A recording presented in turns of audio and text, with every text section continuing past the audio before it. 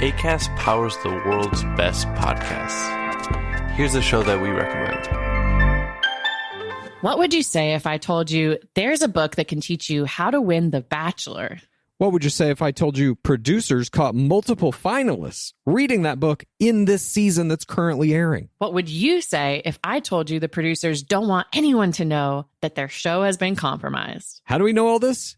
We wrote that book. I'm Lizzie Pace. And I'm Chad Kulchin. We're the authors of How to Win the Bachelor and the hosts of the Game of Roses podcast, a bi-weekly podcast where we break down all the biggest plays, errors, and MVPs in the game of reality television. Listen to Game of Roses wherever you get your podcasts and go to howtowinthebachelor.com to get our book. Acast helps creators launch, grow, and monetize their podcasts everywhere. Acast.com.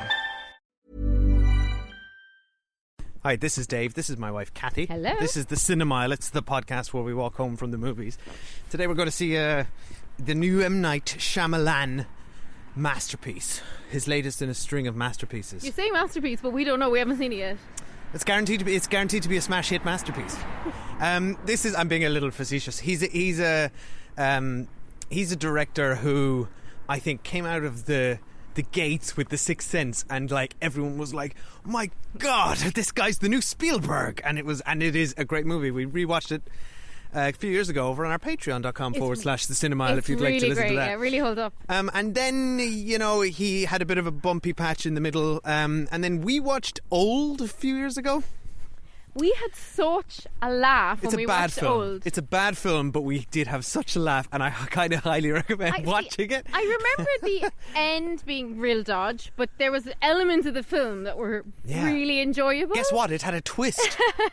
There were elements of it that were really fun, and what it did give us was great fun to talk about, which his movies sure do. Yeah. And I really admire the fact that he self-finances, and he's like, I mean, whatever about the guy, he is out there. I think he's doing his own thing and producing weird and mad stuff like no one else is. And he doesn't play by the Hollywood rules. And I don't think for me anyway, he misses more than he hits. But I'm glad he's out there. And I'm quite excited about this, actually. It's almost like an M Night Shyamalan film's an event. Because what was that other one, The Visit, with the old people?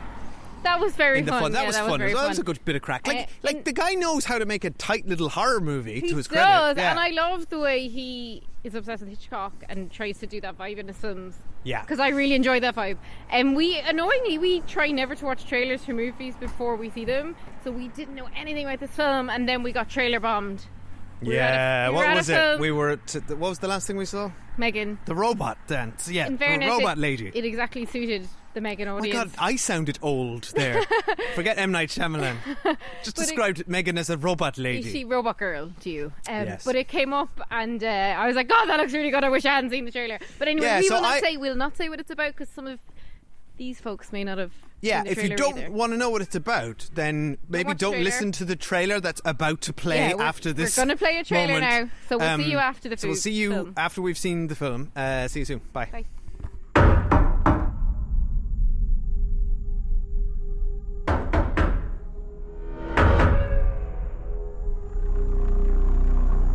My name's Leonard. Well, it's nice to meet you, Will. Why are you here? I suppose I'm here to make friends with you. And your dad's too. But my heart is broken. Why is it broken?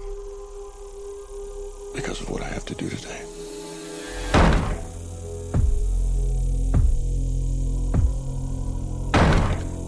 There I see a woman carrying something that looks like a pick with a chain and a mallet in it. You see, the four of us have a very important job to do. In fact, it might be the most important job in the history of the world. Hi, we're back. It's us. We saw Knock at the Wood cabin in the Knock at the door? Tommy knock. I actually can't remember what cabin it's door. Anyway, What's it called? Boy, did someone knock on that door. Look at the name of this episode, everyone. That's it. Someone did. Yeah, you're right. If it's your first time, knocking at the cabin door. If it's your first time listening to the cinema, what we won't do now is spoil the film. We'll give you our quick thoughts on what we thought about it, and then we'll get to Spoiler Street, and that's where you turn off if you haven't seen it. Yeah, it's where you turn off for the cabin. Yeah, exactly. In the woods. And there's always a really good idea to go to a deserted cabin in the woods, I think. From so. Watching movies. Yeah, That's well, I mean, picked up. TripAdvisor, it looked great on the photos, according to our guide. So, Dave, what do you think of it? I think what we should actually do first is for the people who don't want to be spoiled but want to know a little bit of what this movie is about. And I'm hoping the trailer that I am going to insert, and you've already listened to, does the job. But if not, a same-sex couple and their daughter go to a cabin in the woods. Some people knock on the door claiming that these people must make a choice to sacrifice one of them or the world will end. And that's the premise. And By these people you mean this family? Sorry, yes. So these 4 individuals show up at this cabin, tell the family that they must choose willingly to sacrifice one of themselves. And or the world will end. That's kind of all you need. And that premise is stretched out over the 100 minutes of this movie. And I think it does a very good job of stretching it. I think I was never bored. I think it is... this is one of those one location, high concept movies, which he did another one like this years ago called Devil or something, which was like there's 6 people. I love it. Like he's a cracker for this like what high concept like idea on a sentence he's on so a napkin. Good thing. at it. So yeah. he had 6 people in a lift and one of them was the devil. And so this is people in the woods in a cabin. Is the apocalypse happening? Is the apocalypse happening? And even if you thought the apocalypse would happen, and you could save the world by killing a member of your family, would you kill them? So, like, which really it also reminded me of a terrible movie from years ago called The Box. Do you remember that with Cameron Diaz and Frank Langella, where you press a button. You get this door-to-door salesman gives you a box with a button, and if you press the button, you win £1 million, but someone you don't know dies. No, I haven't seen that. It's not good. So, first of all, I was so happy to see Jonathan Groff as one of the male leads in this because I love him. And then his partner or husband was played by Ben Aldridge, who's not an actor we know, but I think he actually starred the movie. He's Eric Bana light. And that is like when you're up against Dave Bautista and Jonathan Groff, like that's tough to do. And Rupert Grint, and I say it like that because he got the "and" in the credits. And he was, in fairness to Rupert Grint, he was very good in it. Now, absolute star of the film though is a little girl called she's fantastic. Called Wen in the movie, but in real life she's called Kristen Cui, and she stole the show. Such a cute kid actor. Yeah. So she's the daughter. So the family are wonderful, right? So the you family are very believable. I think the casting is for the most part very good in this. The family are really believable. You really believe they love each other, and therefore you really believe that this choice, not that you don't believe most families love each other, but they really set this family out, and like they kind of present it as like this gay couple have obviously struggled. One more than another seems to have struggled with getting acceptance from various members of his family around his sexuality. They've adopted a daughter. Obviously there's loads of hurdles in adoption, so like the family, they worked really hard to be a family, and anyway, I don't think we should say too much before we spoil you will believe that this is a real family. Yeah. You will not believe that Dave Bautista is a 2nd grade school teacher. I've seen Kindergarten Cop. Yeah, sure. I know what teachers look like. He's great in this as well. I thought this film was really good fun. It really carried its premise right up until the end. Now, like all of his movies, I wasn't wholly satisfied with the end, and we'll talk about that in spoilers. But with all of his things, a lot of it's just about the journey and the mystery. I think he is a master at suspense. He really is. I think he would love to hear you say that because he wants to take that title from Hitchcock. I think. Well, he's no Hitchcock, but the guy understands the dynamics of how to create tension and suspense. And how to it's really tense while also like staying in one room, much like Hitchcock did with Rope and several other times, and you're like, and the sort of the power dynamics change and the tension gets ratcheted up. I think where it falls over a little bit is in, I think the flashbacks kind of kill it. Now you could argue that it sells the characterization a bit more, but I think the actors are all doing great work. But the screenplay, again, is always going to fall over because I think it's M Night Shyamalan's weakest area is dialogue. The man cannot write Yeah, but he had two dialogue that co-writers, sounds though. like it's from human beings. But Well, he had two co-writers. fine, but it's probably his fault, No, but judging on his back I would say back this record. was way better written than Old. dialogue and Sure, stuff. but there are moments and scenes which we can talk about in Spoiler Street where I was like, poor good actor Jonathan Groff having to say that. I It's was just so happy that Jonathan Groff got to sing, because for those of you who don't know, he's the voice of Kristoff in Frozen. Yeah. And I thought it was so funny for the little kid actor that she got to sing with Kristoff from Frozen. Yeah, that's like, true. would you die? So anyway, So we'll go to what about spoilers. you? Were you happy with it? Oh yeah, sorry Yeah, if I yeah. didn't say already. I really enjoyed it.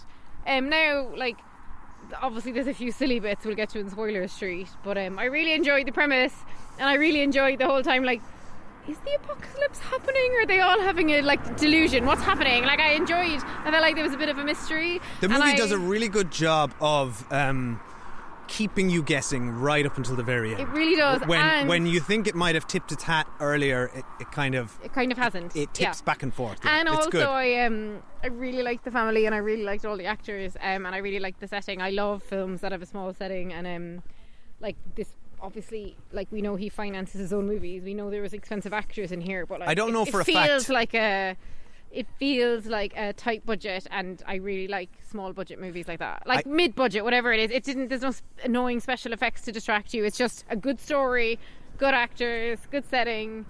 I like it. But I would say the star is the director here, because I think he has created with his cinematographer like actual suspense It's and gorgeous, the yeah. editor. But it's also Like, beautiful. Like, the scene, like, you're like, God, you notice the framing. Like, there's a good few scenes with the little girl, because she's got one of those amazing kid faces that like the camera loves, and there's brilliant scenes with just like her face in the shots, and Yeah, there's some extreme brilliant. close-ups, particularly Extreme at the beginning. close-ups. Anyway, let's go to spoilers Yeah, now. So spoilers for knocking the I'm literally looking it up knocking the because I woods. can't remember what it's called. Cabin in the cabin. No, it actually reminded me a No. lot of Cabin in the Woods. It's called Knock at the Cabin. Oh, okay. I wonder, did Joss Whedon, because I saw this movie was adapted from a story, and I wonder there's some plagiarism going on somewhere here, or some familiarity. I don't think so. They're Because very different. They just both have cabins they're in very woods. different executions, but and without spoiling the Cabin in the Woods, has a very similar. It doesn't really. I Plot. disagree. It kind of on to does. Spoiler Street. Spoilers, right? So spoilers for this movie. So I think we should give a 3-second warning, because it's the kind of movie you don't want to be spoiled. okay, sure. We're going to count to 3. Are your headphones and then off your now? headphones have to be off. You have to press pause. Yeah. 1, 2, 3. Spoilers. Go. 1, 2, 3. Spoilers. Just turn on the Spoiler Spoil Street. something. Go. I want to just jump straight to the end, obviously, because that's all I want to talk about.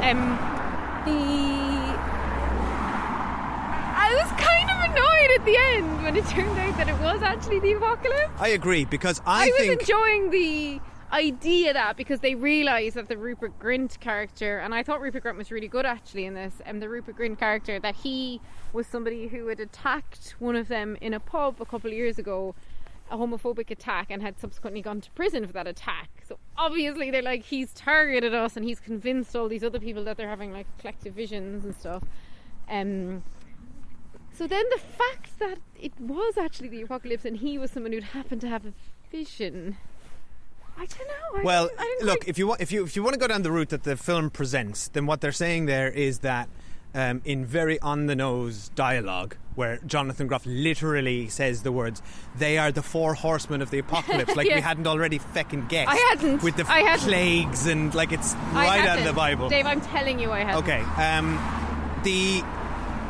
He was malice. He represented malice. So whatever about God's plan in this movie, then it kind of does tie in that his malice was directed towards this family. So it does kind of tie up. But whatever. I guess, but why I is this, agree. Yeah, go like, on. But then at the end, I'm actually kind of questioning myself now, because then also at the end I did laugh and think it was funny that they did actually stop the apocalypse, and I liked that the movie made enough of an effort to explain that if a family, apparently families through time have been presented with this choice, right? And I like when and how often? I and, don't like, know. Go on, yeah. But the Right. As explanation soon as from you asked- Jonathan Groff, yeah. like, because I think what all the flashbacks did was to start, and I really liked the flashbacks. I disagree with you, or I think they really worked. They just really showed us like how hard these three people had to work to be a family. And when Jonathan Groff was saying, like, you know, I guess we have to choose because, I don't know, like, for those reasons, they're such a pure family, they have to work so hard to be together. I kind of bought it. Now it unravels very quickly. No, that whole thing is unsatisfying. They were at the beginning, they were like, even if it were true, we would never kill each other. Only Andrew said that, never Eric. Yeah, I guess Eric being Jonathan Groff. So I love them as a couple. I totally bought them. Here's the thing. The alternative ending to this movie is a lot more interesting. The one you've described, in which it's Andrew's perspective, the skeptic, where this has all been planned or targeted by somebody, or it is just, as he presented, a collective delusion from people who met up on a group. And this is what's more interesting to me, because that holds a mirror to society and has something to say about a very important issue in today's society, where normal people like teachers and nurses and mothers who love cooking pancakes are being radicalized online by extremist points of views that are being whose points of views are being reinforced with apparent fact. And that comes back to the headline. You know, they keep turning on the news to reinforce that these things are happening, connecting dots that don't exist. A flu is happening in South Africa. Mm-hmm. So it's a plague, it's religion, and religion has been doing that for centuries. So that's a way more interesting ending, you know what rather than, oh no, God is real and he's a dick. Well, no, nobody said God was real, though. I mean... Well, it's kind of implied, right? No, what was implied, what was very clearly stated, was that this family choosing to kill each other stopped the world from collapsing. Yeah. There's no direct link between that and God. But what I've just realised, because I agree with everything you said as well, it should have ended ambiguously.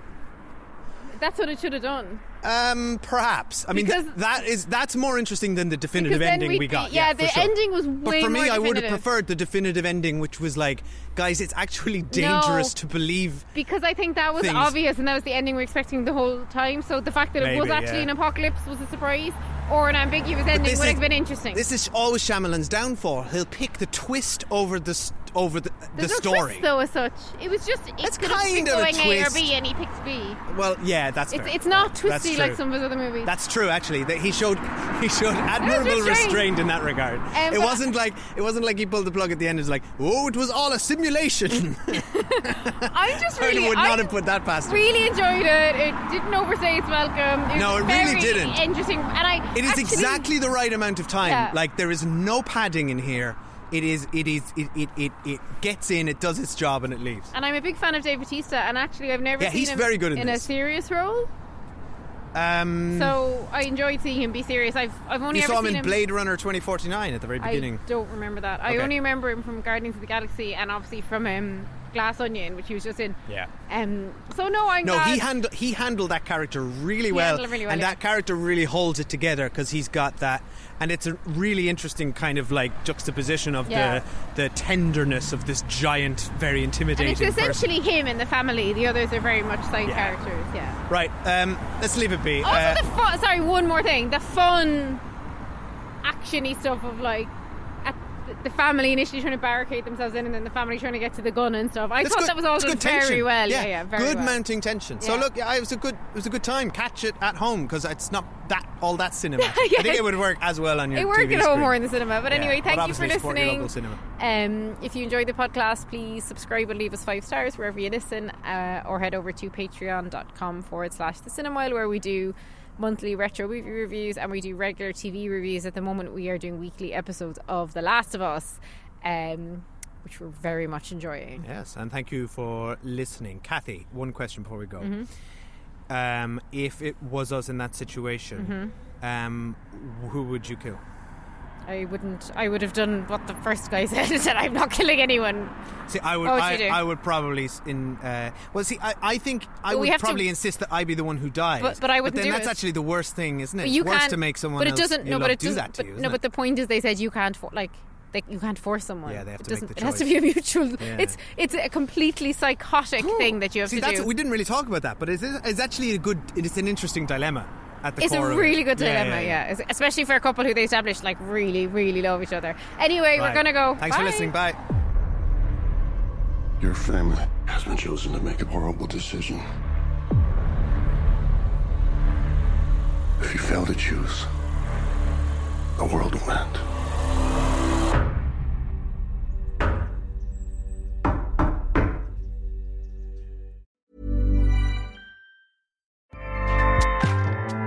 Acast powers the world's best podcasts. Here's a show that we recommend. Hey, I'm Kim Holderness. And I'm Ben Holderness. We host the Holderness Family Podcast every Tuesday. You may know us from the silly videos that we make online. Or a book about marriage called Everybody Fights. Or as winners of season 33 of The Amazing Race. Still can't believe that happened. Yeah. Listen, we do a lot of stuff, but our podcast is our most favorite thing. Yeah, because every week we get to sit down face to face, talk to each other about marriage, family, mental health, or just anything that we want to know more about. Sometimes we have expert interviews, sometimes it's just us, but our goal is to bring some joy and laughter into your life every week. Our other goal is that maybe you will learn something as well. Right. So search the Holderness Family Podcast and check out our most recent episodes. We have one about staying organized with creators of the home edit. And one about being diagnosed with ADHD as an adult. We hope you'll join us. Acast helps creators launch, grow, and monetize their podcasts everywhere. Acast.com.